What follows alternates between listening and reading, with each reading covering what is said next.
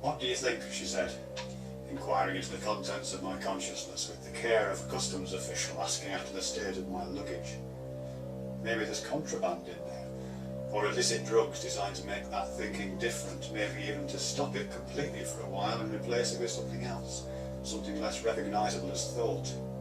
If the contents of consciousness are removed by chemical acts of an unseemly nature, what would flood into that box of bone to take their place?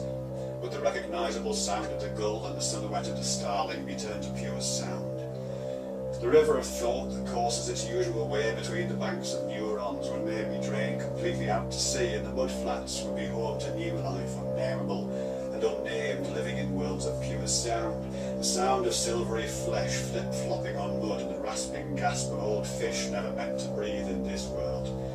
The bone box might fill with air rushing in to coat the insides and blow through the emptiness of that brainless, thoughtless skull, blowing dead leaves before it, dead words after it, words without referent, to the still sound of secret languages spoken by those who will never be born. Except it wasn't "what do you think" at all, was it? There was no what, no inquiring after contents, no prying into suitcases and rummaging amongst carefully folded underwear, or opening of jars of hand cream or unguent to check for mythical explosives.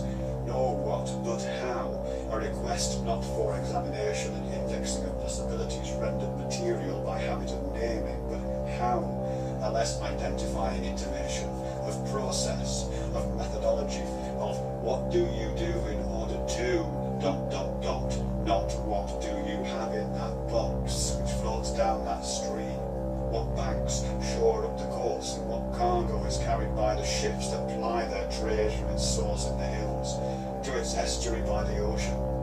How do you think, and how are you thinking? What is going on in that case you carry on your shoulders, and what machine is humming softly inside its leather bindings? You might be some mariner returned from the sea, and the ship that crossed the ocean now makes its tired way toward the inland sea of our conversation. It has brought you up the river, and its engine has hummed against the current. The pilot is a careful helmsman, and avoids the mudflats and the banks of neurons, shored on either side, and that vessel where you gained your sea legs stays midstream, coursing its way upstream to the source of this stream. And on arrival, here you are in this conversation, exchanging goods and chattels traded in foreign ports, new words spoken in other languages, public but unknown. They are whispered within inches of the ear, yet sound like they came from the other side of the world, like the cries of seagulls echoing from the lip of that building just across the street, and simultaneously way over there at the edge of vision blurred with distance, barely a gull at all, unrecognisable almost, edges merged into the causal fog of the grey dawn of morning where the boats dock by the quay.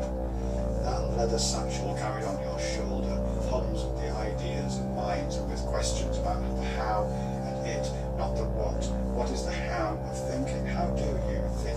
Can we turn the machine around and let it hum some different tunes? And in these differences, can we spot the differences that make a difference?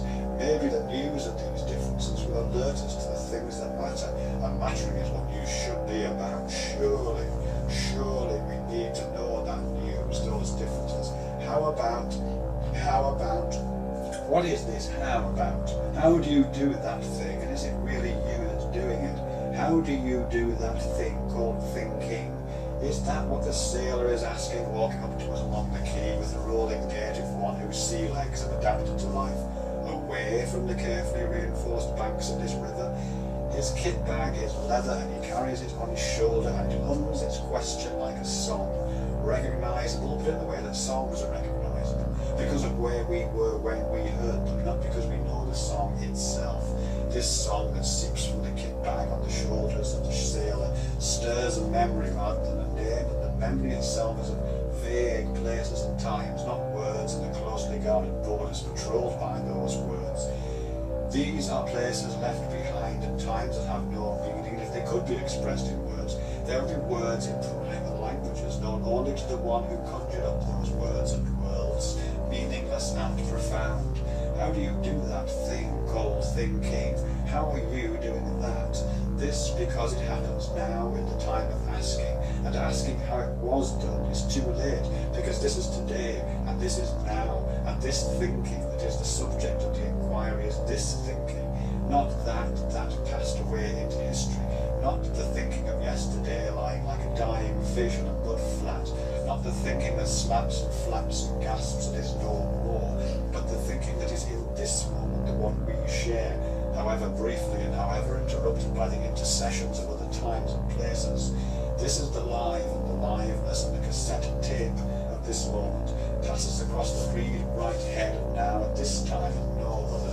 In the spool ahead and the spool behind there is just magnetic crumbs of iron glued to the plastic thread of memory and anticipation.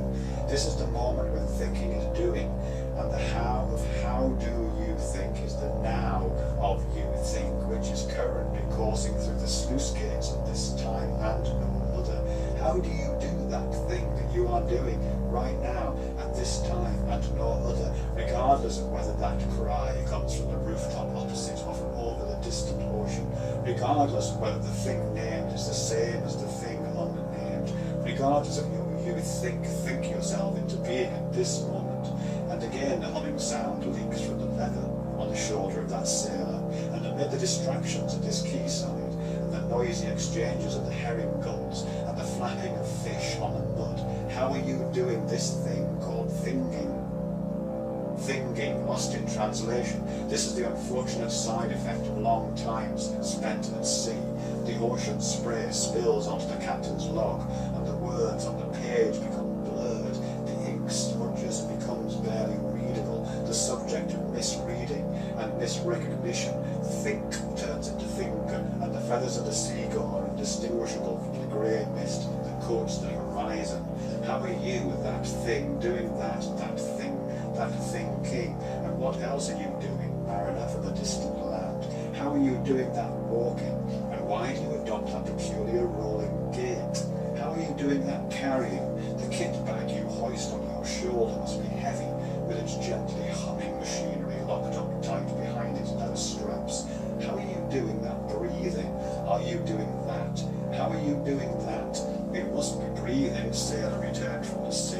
You must be breathing, and your heart must be beating. These things are in place, and this is the right now, and here is the right place for these things to be happening in here, at the inland sea of our conversation. How do you beat your heart like that? And how do you drop your diaphragm so surely and precisely to allow the ingress of air to occupy those lungs? How does the egress of that air flow so precisely across those lips that its fragrant escape exactly matches your need to speak? How do you speak? How are you making those words match the pattern of the language that we share? That public language that has these sounds and scribbles that somehow form without conscious volition in the air and on the page. How do you think? How does the grammar of your heartbeat and the syntax of your breath work in such accord with the needs of this conversation? The wind that blows across this inland sea catches the sails of all our boats somehow, and the ripples that course across its surface give clues to all our navigators. We all know where we are somehow. So how are you doing this thing? How are you plying your craft across the waters of this sea and between the banks of these streams? And how are you doing that thing called being you? How are you feeling the ripples of the water and adjusting the cut of your jib accordingly? How is that throat contracting and expanding according to the needs of each utterance? And how are you thinking yourself into being? How are you thinking yourself into being? How are you?